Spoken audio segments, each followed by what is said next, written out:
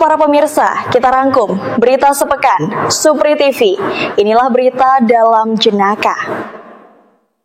Seorang turis di Yogyakarta merasa heran pastian karena nasi yang sudah matang, kenapa harus digoreng? Seorang anak keluar dari apotik jalannya pelan-pelan. Katanya dia bawa obat tidur.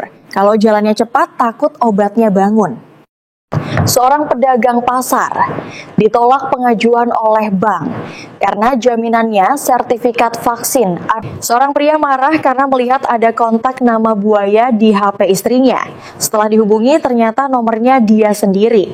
Berita unik, di Jawa kalau mencari emas nggak perlu menambang. Di sini emas berserakap. Ada Mas Joko, Mas Bagio, dan Mas Edi. Diduga tidak kuat mendengar dengkur suaminya, seorang istri tidur di ruang tamu, tetapi tetangganya terganggu dengkuran istrinya yang lebih keras dari suami.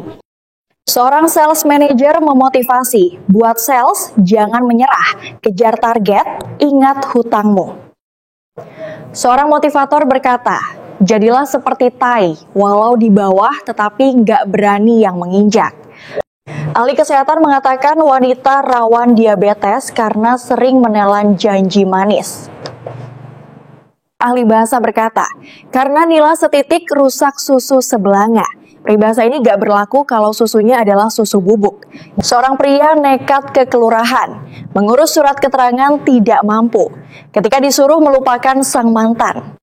Menyontek dianggap oleh guru itu perbuatan curang, tapi bagi siswa itu kerjasama tim. Setiap orang berencana, tetapi saldolah yang menentukan. Seorang pakar cinta mengatakan para jomblo jangan takut mencintai, karena yang seharusnya takut adalah yang Anda cintai. Seorang ahli asmara menginfokan bahwa jodoh emang gak kemana, tapi saingan di mana-mana. Seorang pakar teknologi mengatakan manusia membuat ponsel pintar itu justru membuat manusia jadi bodoh. Pakar cinta berkata, ada 3 hal cewek yang tidak suka terhadap jombo seperti ini Dira, otak kosong, dan omong kosong, dan dompet kosong. Pengamat sosial di Konoha berkata, mengurus urusan orang lain pulsian lebih mudah daripada ngurus SIM. Malam minggu, ketika rencana kencan dibuat ke mall, ke taman kota, jomblo di dalam kamar sendiri dan menulis di buku diary, akan indah pada waktunya. Ketika temanmu nggak punya duit, peluklah dia sambil bisiki, kita sama.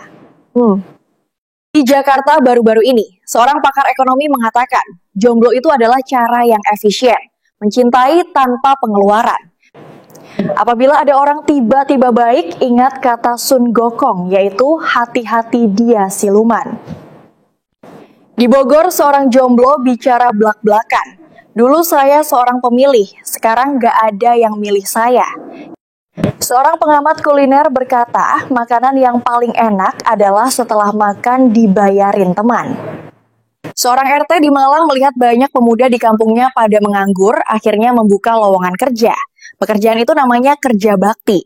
Dunia superhero geger, Superman cemburu kepada istrinya setelah melihat anaknya suka merangkak seperti laba-laba dan tidak mau terbang.